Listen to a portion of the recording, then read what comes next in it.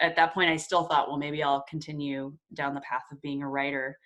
But in that program, I was lucky enough that it was a program that actually did both. So it had technical communication, but it also had UX research and UX design.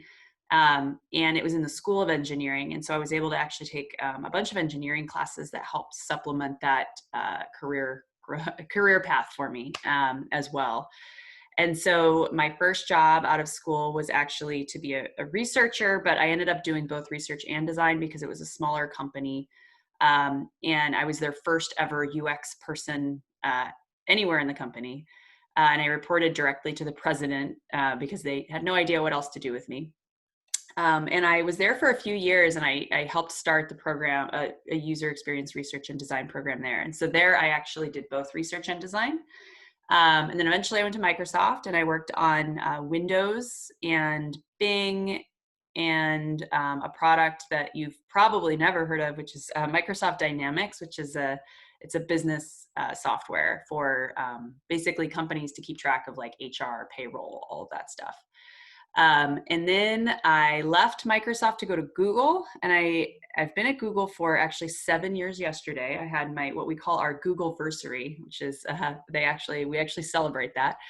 And so I've been there for 7 years. I've worked on a number of products and teams at Google. I've worked on Google Cloud Platform, which is basically the platform used for engineers and companies alike to be able to put their stuff into the cloud. So apps, websites, all of that. And then I moved on to the research organization within Google. And when I say research, I don't mean UX research. I mean research and machine intelligence. So it's actually a lot of the people I worked with there were engineers, but they were also research scientists. And they were developing new technologies that are nowhere yet. So that was a really cool experience to see how research scientists at a place like Google actually develop new technologies.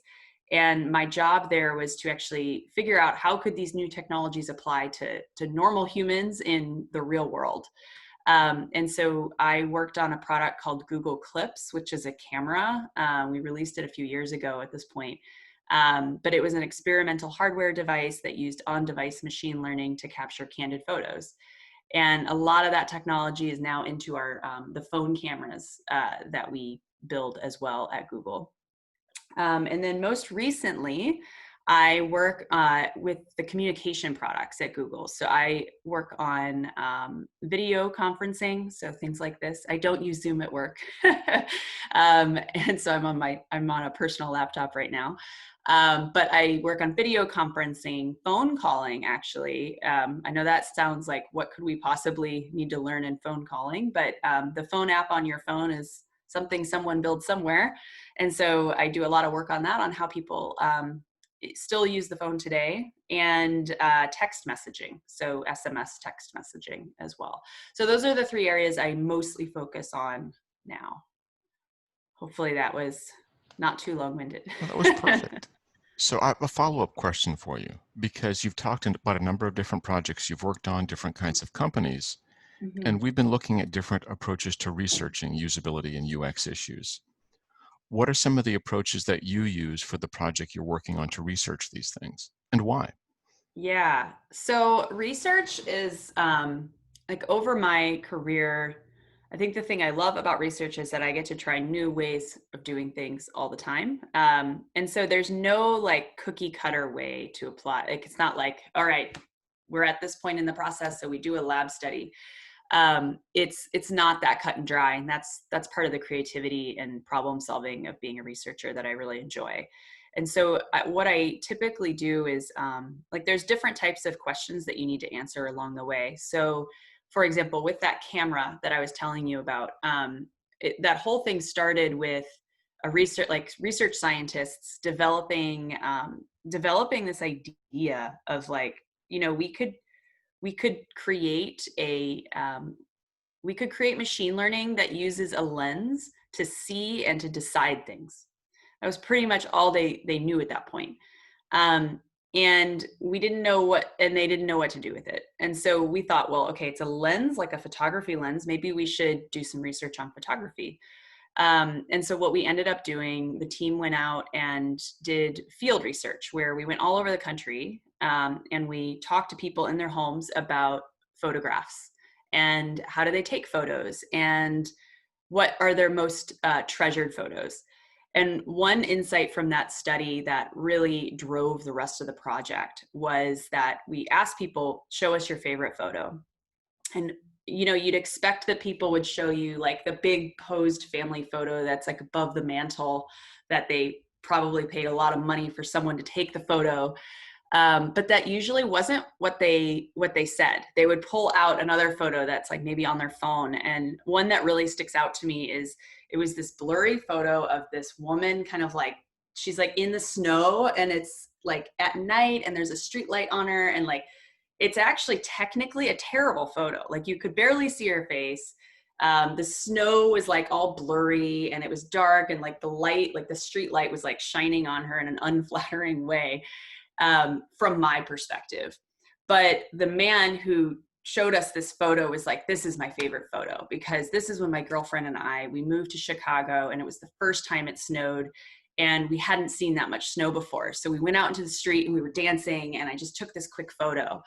And that was just such a cool moment to see that, no, it's not about like technical quality of a photo that makes people attached to it. It's the story behind it. It's the memory. It's the emotion that it evokes. And it's not always posed. And so that's actually, that nugget of insight was what drove the rest of that project. And so we ended up focusing on capturing candid photos because people already can take posed photos. They don't need computers for that. But if we could take photos that they were in with the people that they love, and it's candid, meaning like it's capturing it just at the right moment, which a lot of people reported was very difficult to do. That's an example of where like research in the beginning can really help drive the entire direction of where the entire team goes. And so field research was really important in that moment. But then later, there is time for doing evaluative research. So lab studies where you're bringing people in because you're just trying to get this design exactly right. And you want to make sure you bring in the right people. You want to make sure you ask the right questions and that you've got the prototype to help ask those correct questions. Other times, you know, we also are looking at quantitative versus qualitative data. So quite often qualitative can give you, and I'll lay out my own bias. I am a qualitative researcher by trade, meaning I'm very, very good at interviews and focus groups and just talking to people and pulling out stories and getting those deep qualitative insights. And then I typically partner with quantitative researchers who are experts in gathering large N data. And that bringing those two together is also really powerful because you're able to see patterns and commonalities and frequency in the quantitative data, but you are unable, but then you pull in the qualitative to help understand like the why behind those numbers.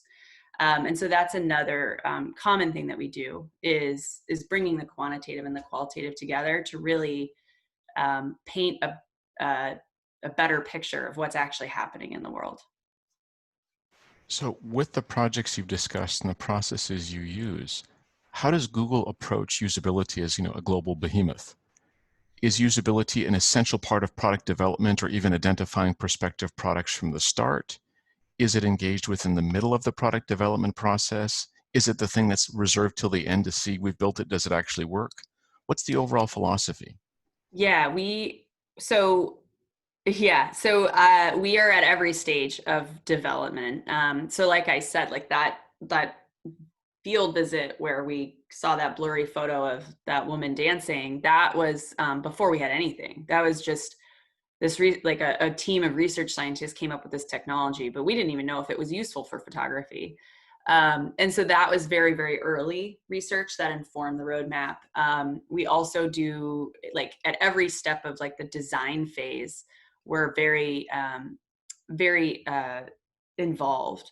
And so like with hardware or software, you really have to be able to like iterate quickly on the designs. So like the designer, you have world-class designers who can design amazing things, but they need feedback from users. They need feedback from people in the real world who aren't in Silicon Valley to really understand what is going to be the best experience. And so at that point in the phase, there's a lot of like quick, like rapid iterative testing that we're doing to kind of like push that design along and evolve it with user feedback along the way. And then once we've actually like built something and we've got it out into the world, there's what we call dog fooding, which is an industry term. You may or may not have heard of it, but it's essentially the reason it's called dog food is like it's where we have employees of the company use it. And so it's like you need to eat your own dog food if you're going to make it for the world. And so we dog food a lot internally at Google before we're able to put it out into the public's hands.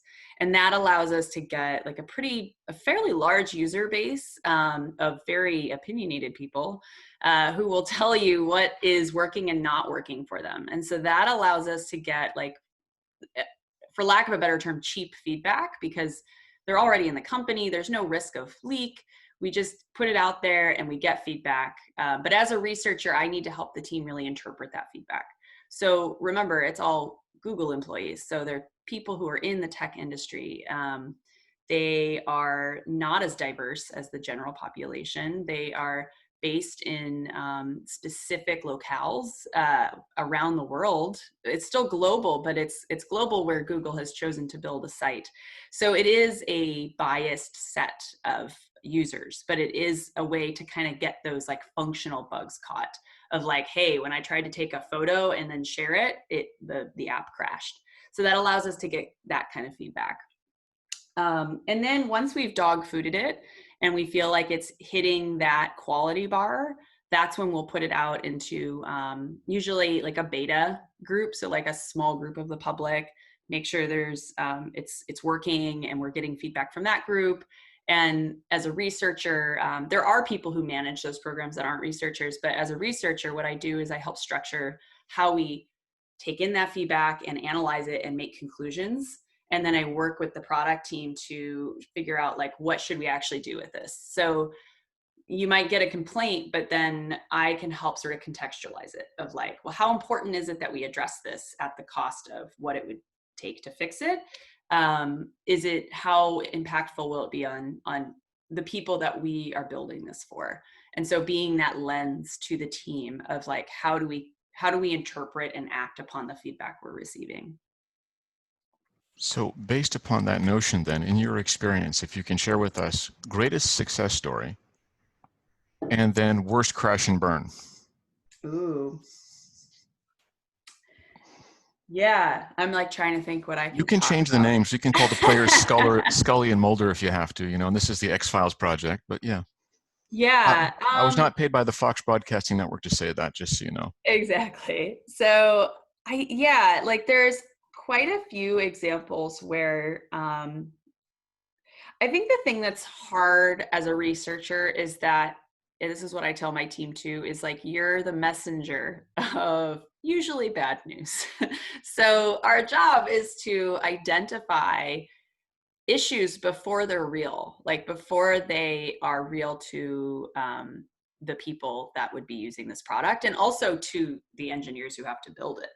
And so, ideally, and this is always kind of an uphill battle in the industry, is that UX always kind of has to like fight their way in to be brought in as early as possible.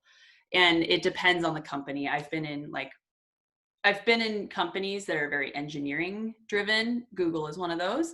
Then there's other companies that are more like product management driven or marketing driven, or like there's some discipline that's really like at the top of the food pyramid, essentially.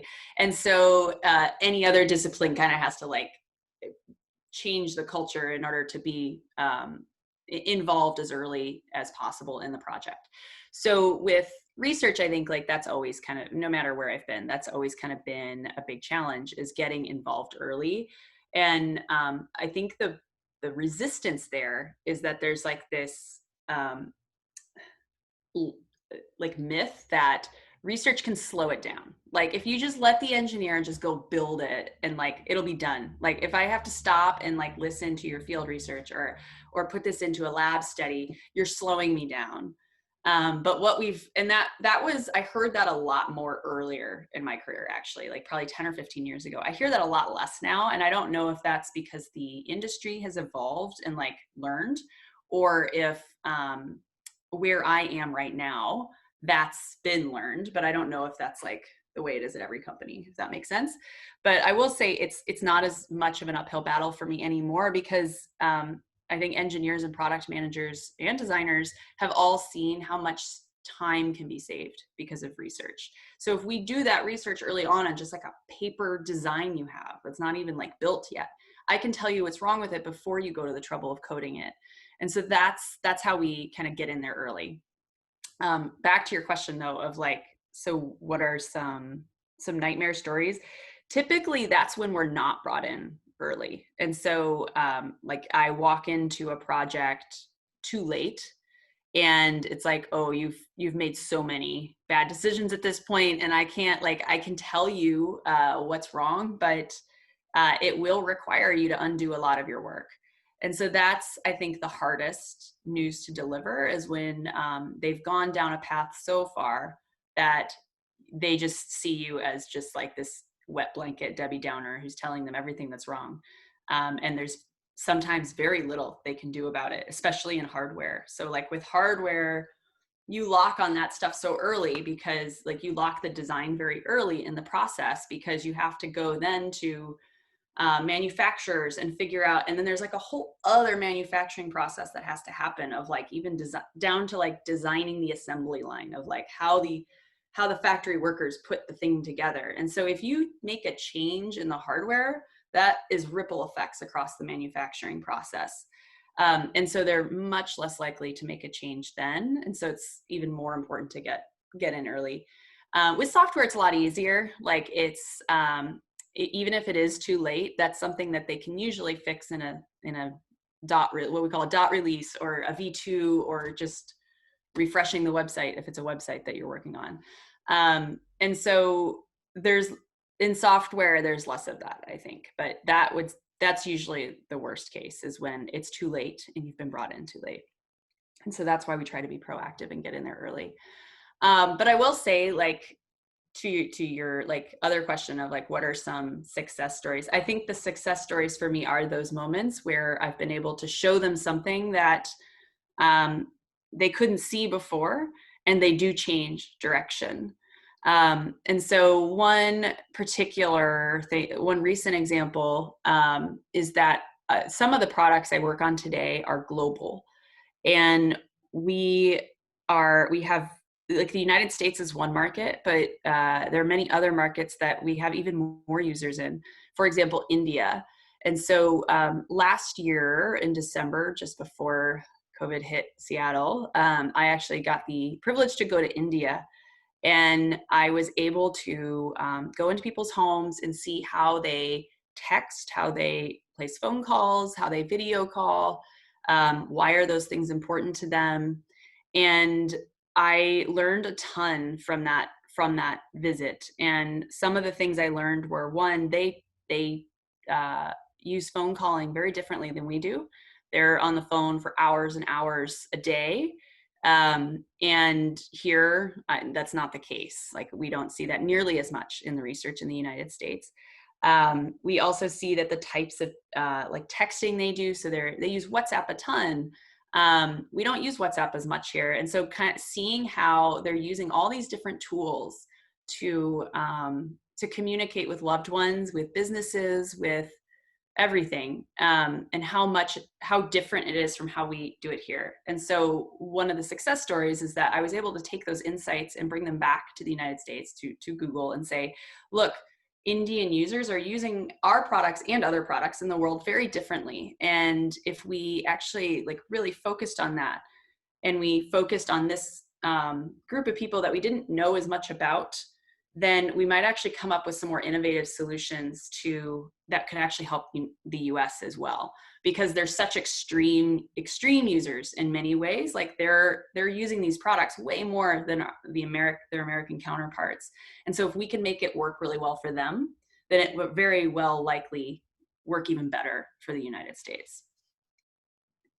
So with all these different experiences you've had and the different things you've talked about, if someone was interested in pursuing a career in usability or UX, what suggestions would you have for them? What are the next steps? Where to begin? Yeah. So I think that taking a class like this helps. So I mean, like my career started, or my path rather, started in school, of even just becoming aware um, of the possibility that this is a job that I could have. And I'll be honest, when I first learned about it, I didn't think it was attainable for me. I was in a sort of like rural part of Virginia. I was not near a major city. I saw that, like, okay, if I wanted to get a job like that, I'd have to move to DC. I wasn't sure if I could or would do that. I didn't know if I wanted to. And so like it did feel kind of impossible to me to do it. But I will say that like going on to grad school really helped me, and it opened up my eyes to seeing the possibilities. And I was able to move to a city. I mean, I picked the grad school, and then it just so happened to be in Seattle, which was great. But it really helped open my eyes to all the different career paths. And what I learned there is that it's also very important to build out your network early. So conferences and just like being active on, like I know even just Facebook groups of practitioners and grad students are out there. I'm on some of them in Seattle locally. And I see all the time like posts from grad students, undergrad students who are trying to get into it, and they're like trying to run just like a study for their class, all the way up to like people in the same group are practitioners who are looking to hire. And so like trying to find even just like online communities can be one way to just see what's out there and what kind of jobs there are and what sort of skills you would need to build in order to do that. um, I also think that there's a ton of opportunities for internships. So I was actually telling Kirk when I talked to him earlier this week that all of Google's interns were remote this year because I'm not working in an office. I haven't been in a professional setting since March, and I won't until at least June of next year. So we are hunkered down in our basements, and what that means though is that the opportunities have been remote, and Google's not the only one. I mean, Facebook has said that they are going to turn to more remote work permanently. Twitter, I believe, also said that. Like a lot of companies are trending that way. And so what that means, I think, this is Eva's crystal ball, is that I'm hoping that it means that you don't have to move to DC or to some major city that maybe you don't want to live in, and you could find more opportunities remotely. But I also will say, like, even if it's not for a big company, I actually would recommend starting at smaller companies. That's where I really got to experiment and explore and fail a little easier, and learn from it. That is that I started at that smaller company. I was able to do both research and design because they didn't have anyone else. And so at a smaller company, I was able to actually do more things. I could do writing, I could do design, I could do research. And then when I went to the larger companies, it became more specialized. Like, okay, you are a researcher and that's all you do. And then you work with designers, you work with writers. So I think that there's pros and cons to different ways to kind of like carving out your path, but there are many ways to do it. And at this point, I would say just start by taking more classes in these areas if it's something you're interested in. Reach out online to communities, professional sort of like organizations that have these communities already that you could start just learning from people. And then trying to find local opportunities that it might seem small or like free, like even if it's free work, it's still a way that you can get your feet wet and to learn sort of like, is this something I really want to do? And there are a ton of like philanthropic projects you could take on for free that for a cause that's really important to you, where you could actually help things, products, services, information get to people more easily through doing UX research or UX design. So like really try to follow your passion and then figure out how that passion has a path to the career you want. So the big final question for you. If I want to go to work for Google, or if I'm interested in doing UX or communication or other kinds of work for Google, what should I do? What should the next steps be? Yeah, so we do have internships, and they usually start either summer internships. Usually, I don't think they ever do them. Well, maybe they. I don't know. I've always seen them in the summer, and so we have summer internships. You can apply online for those. So that's one thing, but I would also say, like, I would look on the job, like go to google.com/careers, I think or just Google careers. And any company, actually, like any company out there, I would look at the job descriptions. I did a ton of that when I was first getting into the industry, of trying to see, like, what are employers looking for? What are the skills that they're saying are required versus preferred? That really tells you a lot of, okay, what classes should I be taking or skills should I be building as I'm in school? And then what sort of jobs do I think I would be most interested in pursuing, given my strengths and my skill set and where I want to grow? The other thing I would say, like a pro tip, is that so at Google, the hiring process is that you give a research presentation or a design presentation, and then you get interviewed by a series of people. What they're looking for is for you to show your work. Like, what work have you done in the past? And I just want to emphasize this strongly, that it doesn't have to be paid work. It can be a school project, and it quite frequently is. We see a ton of school projects as the portfolio examples that people bring in, and we take them just as seriously as paid work projects. And the reason for that is because we don't care if you got paid or not. We don't care about that. We care about, how do you think? What skills do you have to apply to these problems that you're solving? How are you a creative thinker?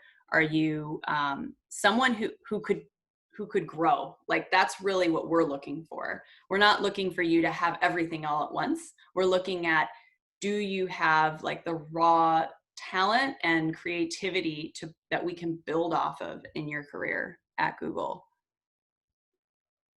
Very cool. Well, Eva, thank you for sharing these insights with us and your experiences. We've had some questions come in through the chat. I'd like to go through those quickly, if you don't mind, and then we can open the floor up to other questions on the fly. Sounds So, great. first question that came in is, you mentioned you in relation to user research. How many people are typically on a team? Oh, like a research team, or Mm-hmm. well, I'll answer both.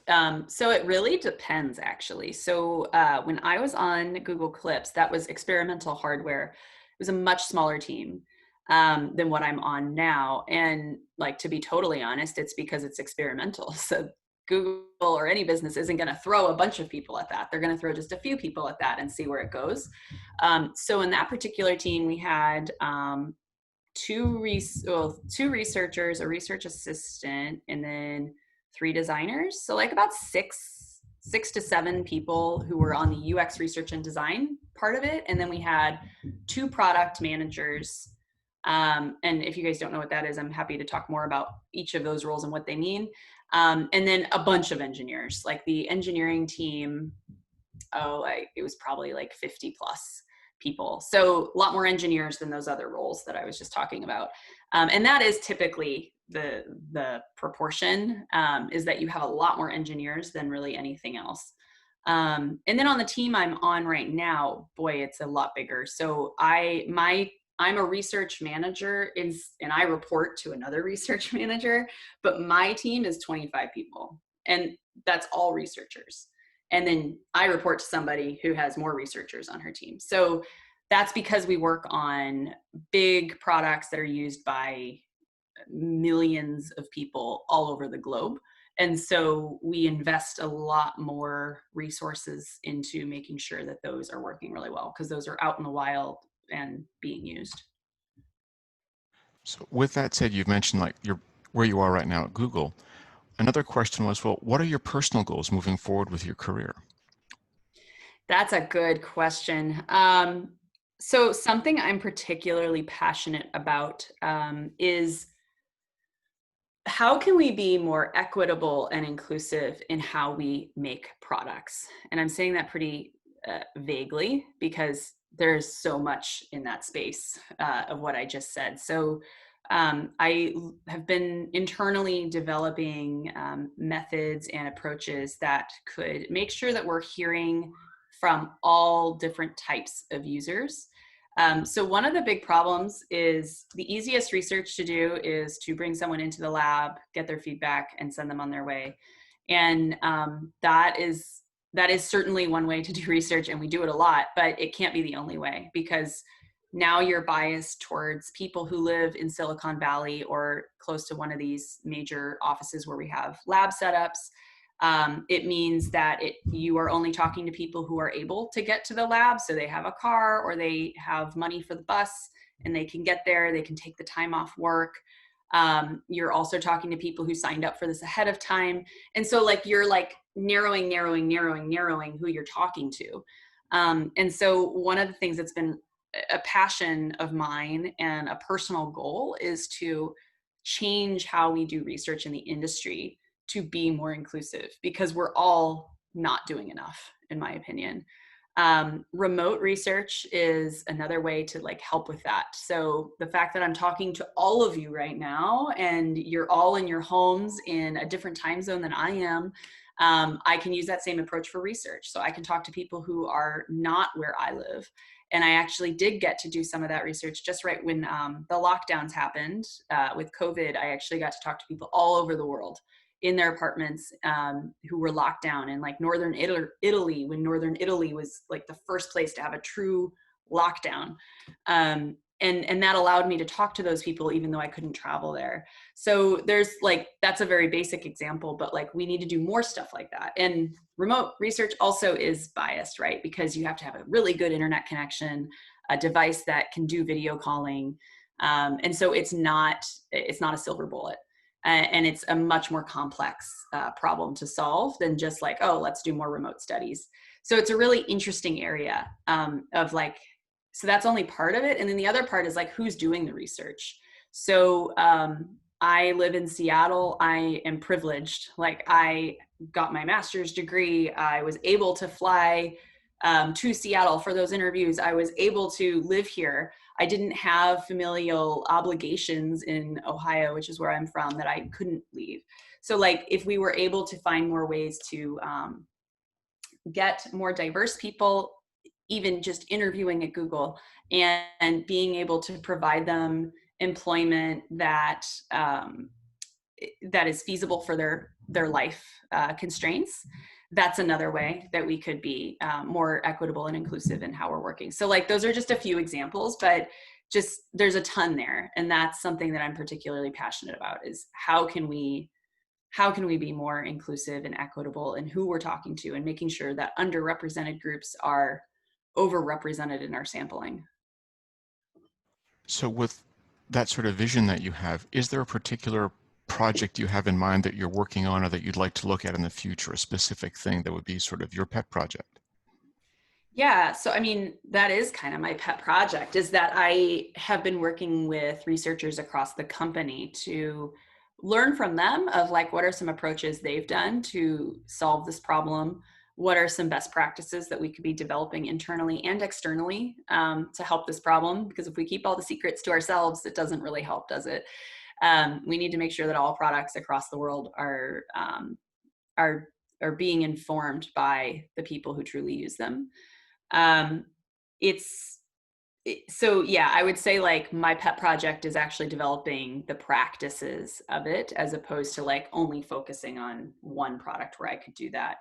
And actually the clips project, strangely enough, is where I really this like really lit up for me. um and that I'm saying strangely because it's like this experimental hardware product that was kind of expensive to buy and it was for early adopters. But what it really, one of the things we did was we really focused on what women needed, because we knew from our research that it was mothers of young children who were like the most attached to this idea of like, oh, you mean I could get more photos of me and my child, and I like have my hands full and I'm constantly holding a kid, and how could I possibly pull out my phone and get that photo? And so like we actually like focused on women specifically, which wasn't like that's not really a way you usually do it. You don't say like, I'm just going to focus only on women and I'm not going to focus on men, or I'm going to focus only on this underrepresented group.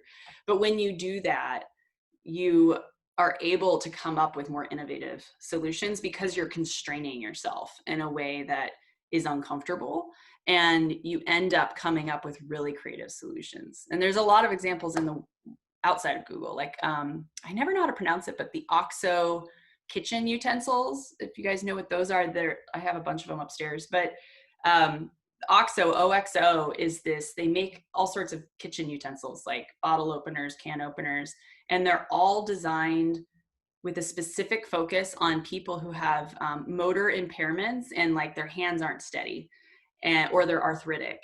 And they design with that, like that's what they design for first. They don't design for the mainstream, but what the result is that their products are used mainstream because it makes it easier for everybody to open a can because they've designed for that constraint. And so that's like kind of developing more of those types of practices, I think, is something I'm really interested in continuing to do. Another question for you, and it's going to shift your focus slightly. You've mentioned the importance of looking at distributed work models or virtual work models, and you've Mm-hmm. mentioned the importance of learning from the user in her or his home in that Mm-hmm. context. What opportunities are there for folks located in, say, Ruston, Louisiana, who would want to participate in or piggyback onto one of these projects? Yeah. Well, first I gotta sell my company on doing something like this. So I shared a aspirational project that I've like started to kind of talk to people about. But yeah, it's a great question. So I think that it's really important to me that we find ways, and inside or outside of Google, like even if I'm not at Google, this is something that I think is really important, is that we look at how can we get more researchers who are embedded in these communities to actually conduct the research. And there's a ton of academic research out there that shows why that's important. Um, we know that like there was actually some research at the University of Washington where they had people go to India, people from Seattle go to India and conduct like lab study, like usability studies, concept testing in the wild, like on the street with people. And what they found is that if the participant perceived the uh, researcher to be foreign, so if they were a white woman from Seattle, they told them what they wanted to hear. Like they told them, oh, this prototype, that's like, because they purposely kind of revealed their own bias of like, well, there's this prototype or there's this prototype. And the one where they were like a little more excited about, that's the one that the participants always were like, that one's great. Like they would tell them what they want to hear. Now, when they had the researcher be a local and they were perceived to be a local, they were a lot more honest with that person. And they were like, yeah, no, that one's kind of, that one's not great. You should look at this one. And there's so many examples outside of usability research too that shows that if your interviewer, if you don't have enough like common ground with that interviewer, you may not feel as safe to be as honest. And so I think that the more that we can actually get researchers from many different cultures, communities, the more likely we're going to get better feedback and better insights from those communities.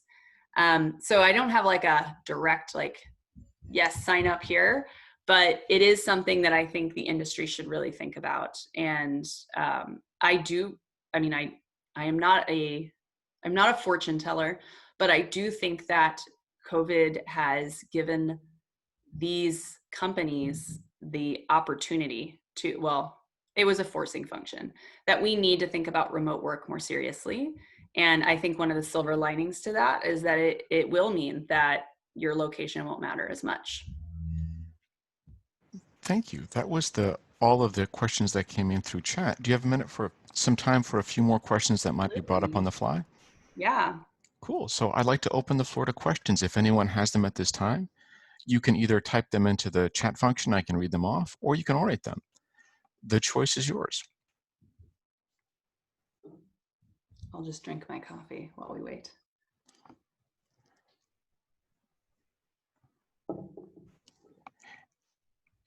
And Eva, if folks do have questions later, can they email you or can they email me to forward questions to Sure. come up? Great. Yeah, of course. Thank you. I've got a question or something I'd like to hear about. Sure. Hi, Mark. Is it Mark? Yes. Hello. I would like to know about the difference between designing for like user satisfaction and user addiction. Ooh, yeah, that's a good question. It sounds like it would be a good question for your next speaker that you were talking about in a few weeks. That's a good question. To be quite honest, we don't do explicit research on getting people addicted. In fact, like I mean, ethically, we don't try to do that.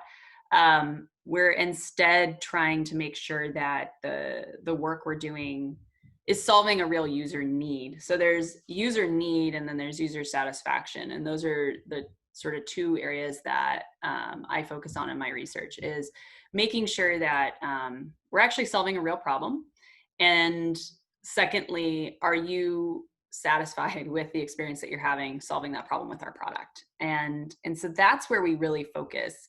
In fact, there's actually a lot of work at Google, and I'm sure at other companies, but I can only speak to what we do here, is we have a cross company work stream around digital well-being, and specifically, like, how can we get people to use technology purposefully and not be addicted to it, and not just be doing it to fill time. And so, like, there's been a few examples, is like on the Pixel phone, which is the phone that Google makes. We have like a whole area where it tells you like how much time you're spending in certain apps or on the phone at all. And so, like, there's ways that we try to like kind of nudge you to be more thoughtful about your digital consumption. And so that's just like one public example that I can talk about, but there's a lot of that kind of thinking around the company of how can we make sure that we are supporting meaningful, purposeful technology usage that isn't getting in the way of living your life outside of your phone or computer. But I am curious what your next guest lecturer will say on this, because that's a very interesting topic. You're welcome to come back for it. I very well may. Any other questions?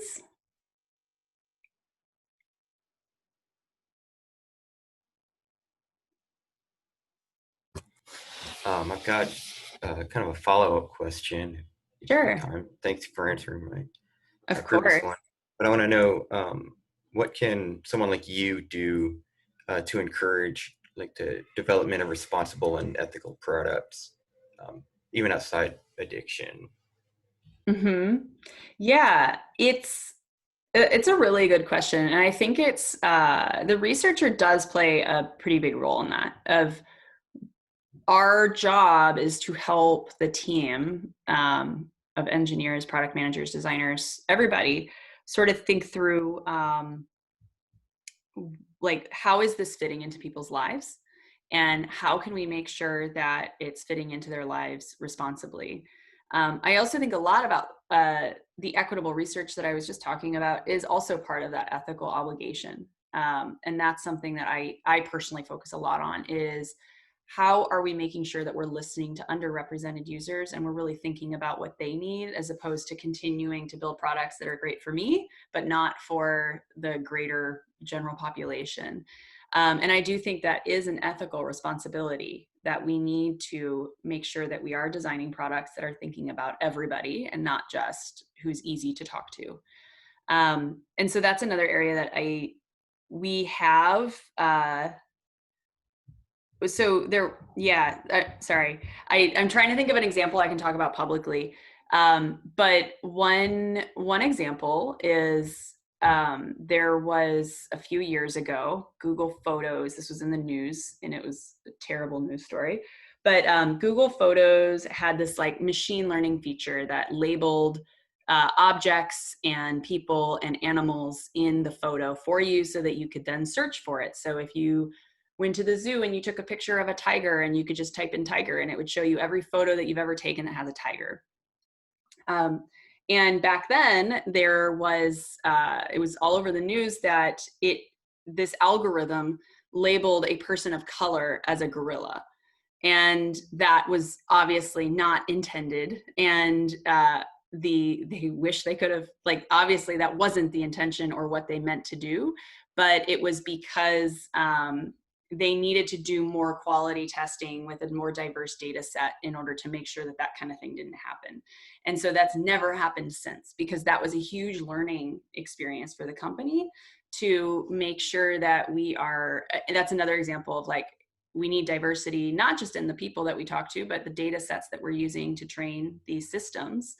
And that's been actually something that the industry has learned from. And there's been other examples from other companies where that sort of thing has happened.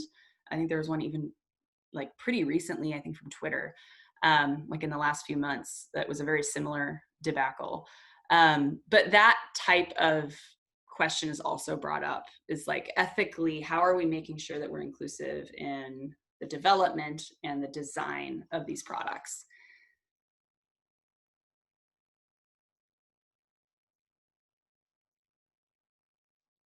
Any other questions? I don't know how to use Zoom, so I can't tell how many people are on this call. Oh yeah, okay. Right now, so there's 14. like maybe a dozen? Mm-hmm. So you got a good turnout. Yeah. Morning. My name is Madison. Hi, Madison. I was wondering, you mentioned earlier about testing your products and processes on like a beta group. So how do you choose these individuals? Are they people within the company that are paid to do this, or volunteers? Yeah, it differs by product. So like there's, you can basically sign up to be a beta tester for certain products at Google. And so like typically what you see is that it's self-selected. So it's people who are just so passionate about Google and they want to be like, they want to see the early releases. And so they sign up for a specific product. And typically those beta testers are also tied to a community of, like they're part of a community of people who are passionate about that product, and they are writing on message boards like Google message boards around like, hey, here's a problem I saw, or someone like if you need help as a normal person, not a beta tester, but like a normal person, and you're like, okay, I don't know how to set up my account on this particular, like on a home device, for example. You can go online and there's the help topics that are written by people who are writers at Google, but then there's also these community forums, and those are typically the beta testers who will respond to questions that people post because they're kind of like community experts.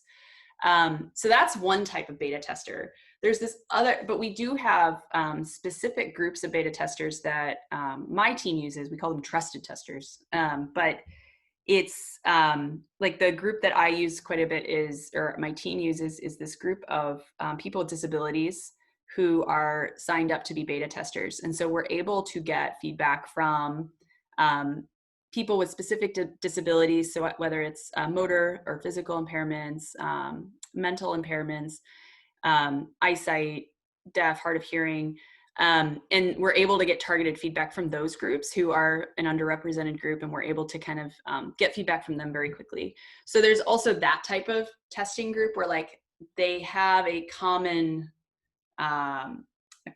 thing, and they have something in common with one another, and we're able to like get targeted feedback from them. But usually it's the former, like the people who want to sign up. Thank you. You're welcome.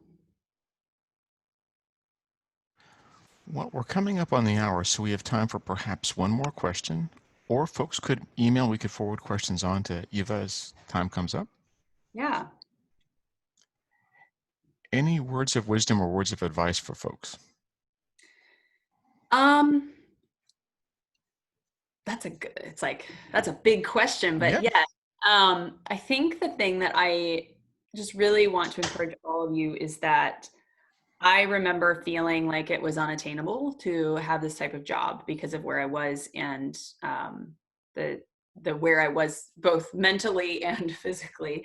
And I would just really encourage you to kind of like, if you have that same doubt, to not let that slow you down, and to be proactive, like take control of what your path is. And there's so much you can do by taking on school projects that are building on that skill set and you think could be good portfolio pieces once you come out of the program. There's going into online communities and in person once we're able to do that, and just meet people in the industry. Try to find a mentor, someone who maybe is already in the industry that you could just talk to and learn about their path and get advice from. That's always helpful. And look at programs, continued education programs. Like there's grad school, yes, but there's also, at least in Seattle, we've got quite a few programs that are like accelerated programs to help. Like if you wanted to be a designer, it'll be very practical, a few months of intensive work to help build like how you use Photoshop and Illustrator or whatever like practical skills you need in order to do that. There's lots of programs like that out there that can also help build specific skills that you need as well. But don't be slowed down by your own self-doubt, and just go out there and try it, and fail fast is what we say at Google, is like take the risk and fail fast so that you can learn from it, because a failure is just as valuable, if not more valuable, than a success. Eva Snee, thank you for taking time out of your morning to meet with us like this. We really appreciate it. Yeah, thank you. Hopefully we can continue conversations in future classes, or maybe even have projects for you in the future. Of course, of course. Thank you so much. I really appreciate it. I loved meeting all of you, and thank you to Madison and Mark for asking questions live. I know it can maybe be a little scary to do that or intimidating, but thank you very much. I really appreciate it. And thanks for all the chat questions as well. Cool. And I'll keep the channel open for a few more moments if folks have any questions related to class or upcoming assignments. And I'll stop the recording now. All right.